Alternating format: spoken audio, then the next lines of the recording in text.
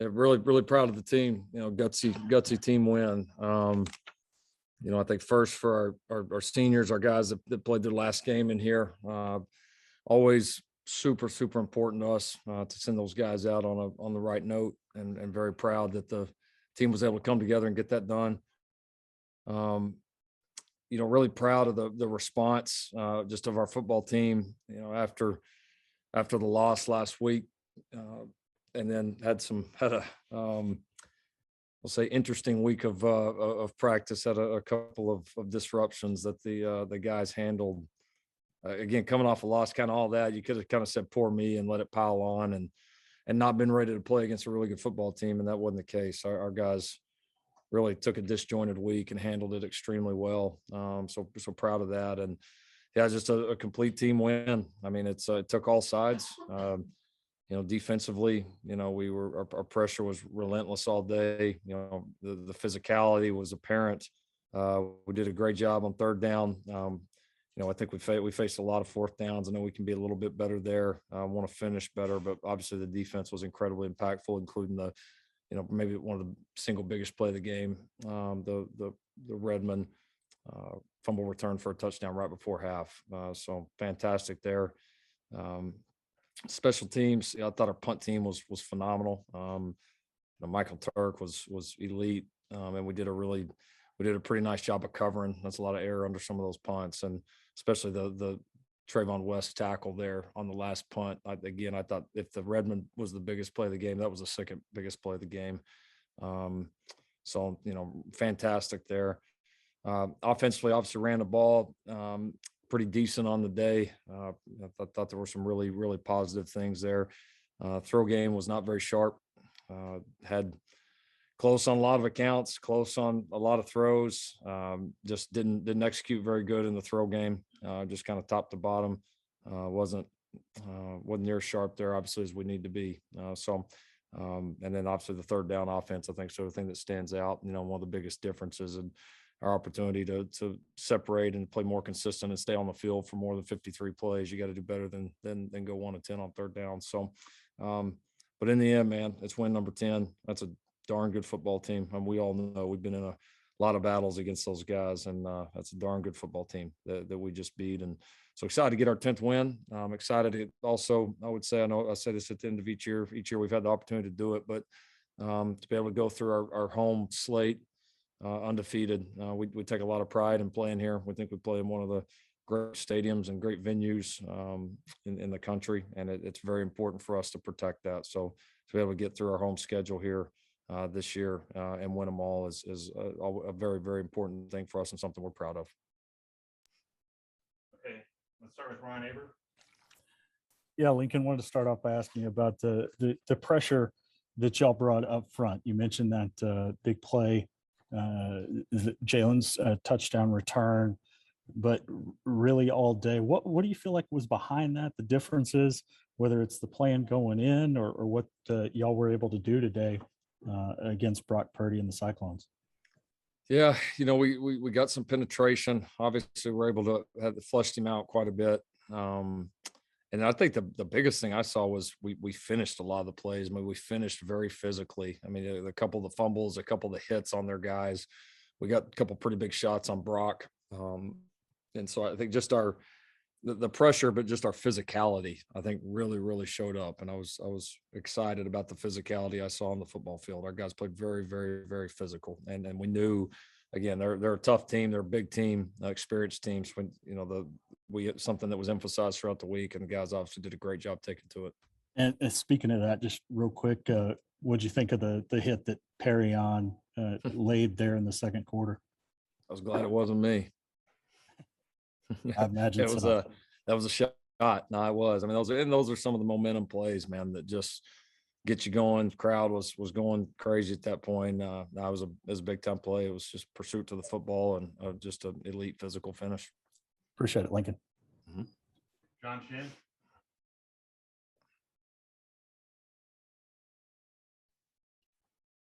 John Shin. I don't think he hears you. I don't think John can hear. Let's go to Jesse Crittenden. Yeah, Lincoln. I just Okay, can you hear me now?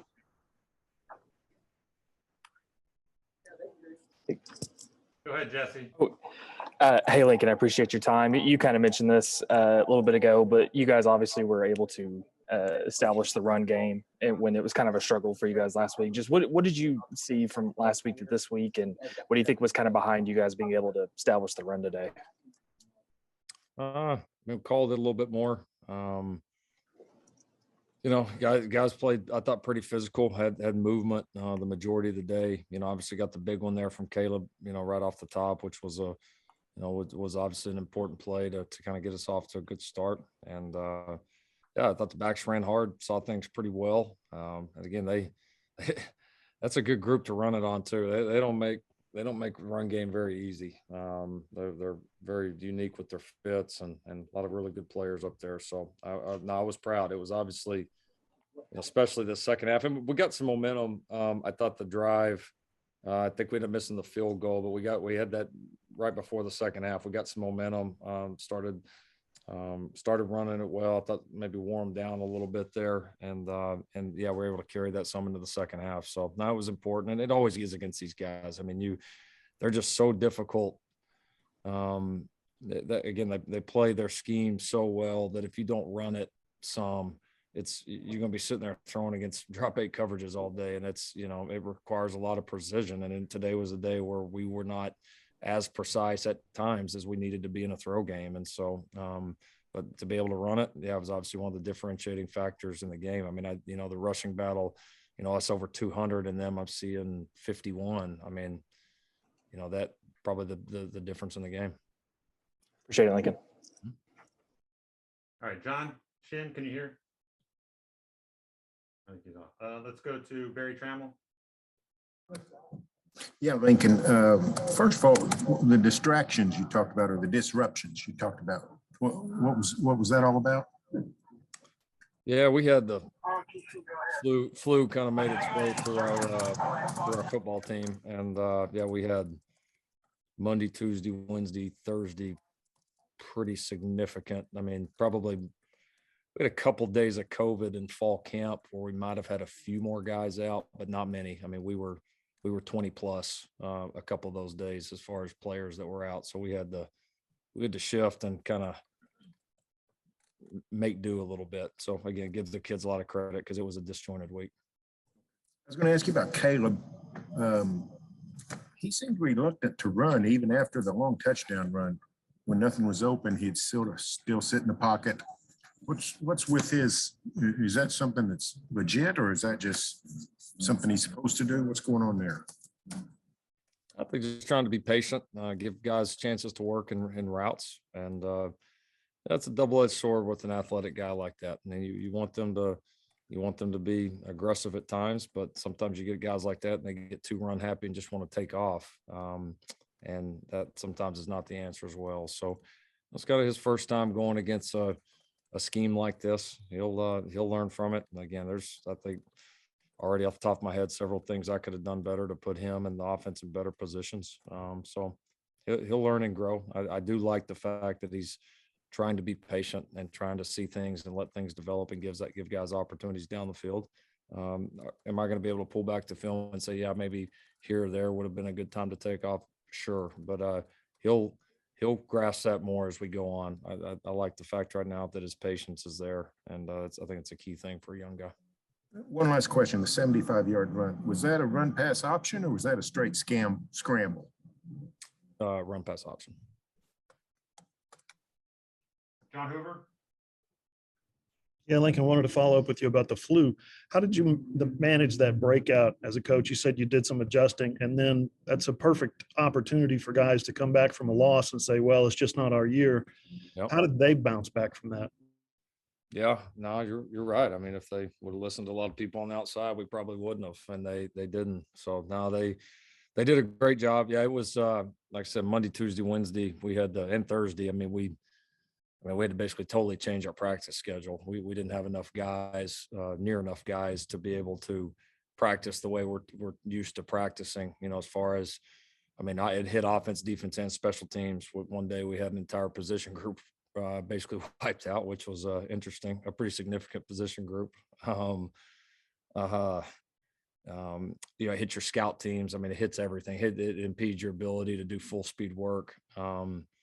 So, and it's tough, all the weeks to, not that you want that to happen any week, but I know, when you're getting ready for all the challenges they present schematically, you're defensively, you're trying to get ready for all their shifts, motions, the personnel groupings. You're trying to get a young quarterback ready to play against this style of defense for the first time. I mean, it was a challenge. I mean, it was, but it's the hand we got dealt. And that's, we said the whole week, ain't nobody going to feel sorry for us. So, we gutted it out. And again, I think the kids, we explained the plan to them while we were doing what we were doing, and they didn't blink. Quick follow for you, if you don't mind, your perspective on the play at the end of the half. The seconds are winding down, and Key Lawrence comes out of nowhere, and that ball's laying on the ground. Just tell me what your perspective was and your reaction. Yeah, no, it was just such a physical play, and I thought it really, it was kind of fitting way to end the half, just the way the half played out. It was kind of a slugfest there in the first half, and a lot of physical plays on both sides, and our defense was especially physical. So, and we kind of defensively, it was almost like we were on the tough end of we got a couple bad breaks there too. I mean, the first touchdown, or whatever they kind of called it, out of bounds there, that was such a wild play. I mean, the first thing Brandon said when he came over to me, Coach, you're not gonna believe this. I've never seen anything like it. And when he explained it to me, I mean, I understood the call. So we kind of had a couple tough things go against us defensively, but it was such a dominant half that I just kind of felt like, yeah, that's how this half should end. I mean, that's kind of how this thing's played out. It's kind of like the football gods kind of got all in order there. Yeah. Thanks. I appreciate it. Yeah. James Hale. Lincoln, you have the best passing attack in the country. I find this interesting that in this game, you don't get over 100 yards, and yet I've seen you run timing routes. You run all kinds of routes. But Caleb was holding the ball so long, and is that just because of the amoeba defense? Is that, what was it that, he just didn't seem to want to pull the trigger at times?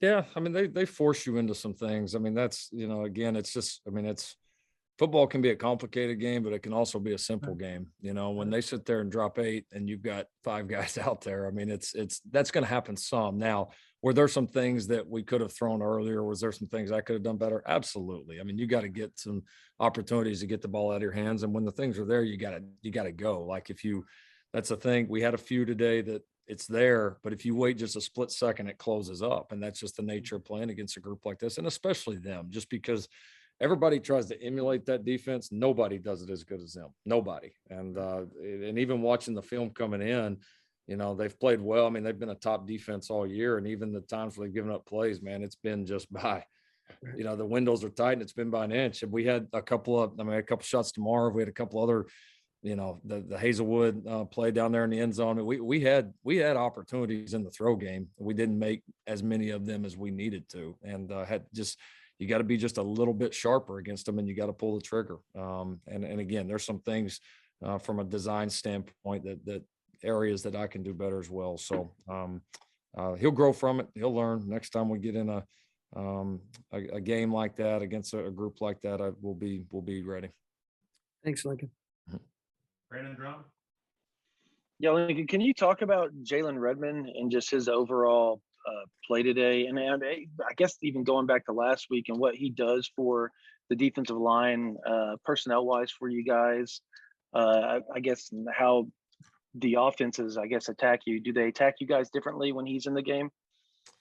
I don't know that I could say that, but his versatility as a player is a factor, because he's a guy, he can win inside. He's a difficult matchup for guards and centers because of his athleticism really shows up in there. And then when you do get him out on the edge, you're talking about a big guy that typically tackles are used to blocking, 240, 250, 260 pound ends. And all of a sudden you throw him out there and it's a different game. So now his versatility has been important for us.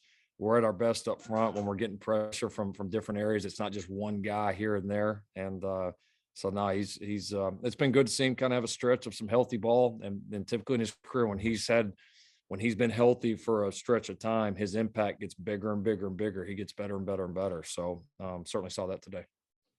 Thank you. Mason Young. Hey, Lincoln, wanted to ask you about the interception at the end. Looked like Broyles got a hand on it, and then seemingly a kind of a fitting ending for Pat with it being his last game here. Yeah, great play. It was very, very similar to it looked very similar kind of the one that we threw right there.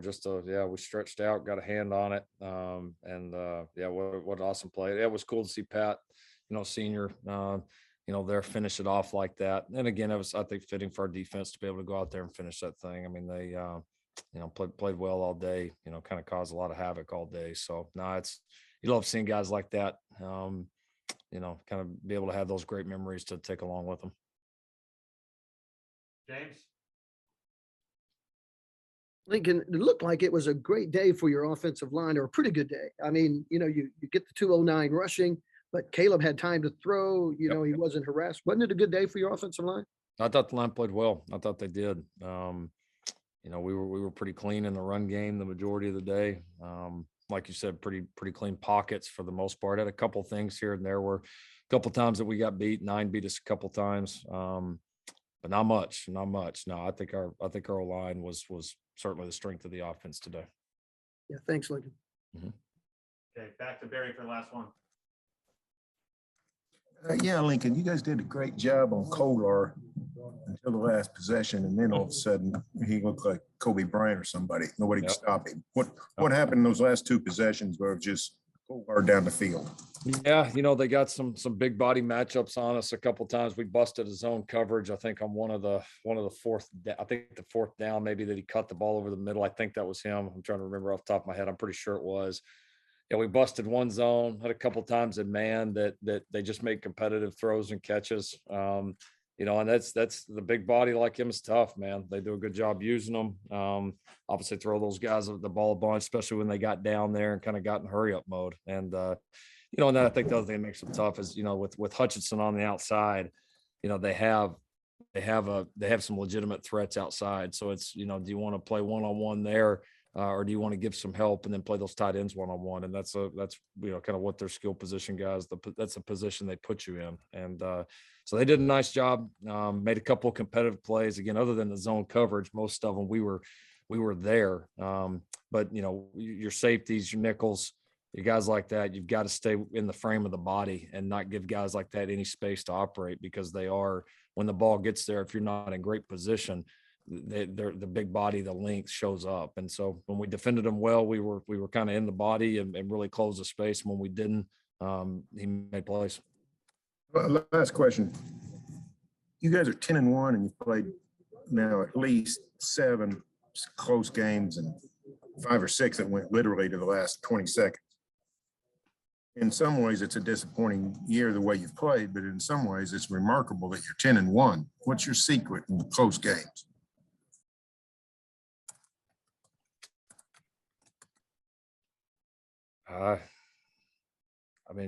We just win. I don't know that I don't know exactly how to answer that. Disappointing. We've had disappointing moments in this year. Sure. We're 10-1. Go pass that along to anybody else and see what they think about that. All right.